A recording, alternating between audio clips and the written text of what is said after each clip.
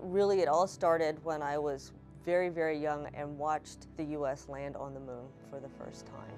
And so I was always interested in being part of it, and then ultimately being an astronaut to me means being an explorer, to explore the universe. So I thought, you know, being a physicist, wanting to understand the universe, and then being an explorer to go out and see it firsthand was what I really wanted to do.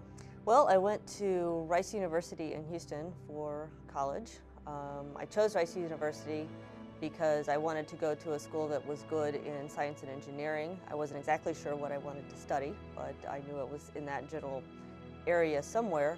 And I wanted to go to a smaller school. I wasn't really enamored by the larger schools that we have in Texas. I was extremely fortunate that I was hired on to work at the Johnson Space Center right out of undergraduate school. So I was hired by a contractor at that time. It was the Rockwell Space Operations Corporation that had the contract to do the work in the Mission Control Center. So I was hired as a flight controller. So I did that for a number of years, and at that point, after about 3 years, I decided I wanted to further my education. I only had my undergraduate degree at that point, so that's when I went back to Rice and got my master's and PhD in space physics to sort of get a little bit off this planet, understand some of the solar system. I did a number of other things too along the way before I became an astronaut. At one point, I was asked to do avionics integration with our Russian partners, which was really interesting. Experience as an astronaut has been absolutely fantastic. I've been able to do so many things that are just so exciting. Of course,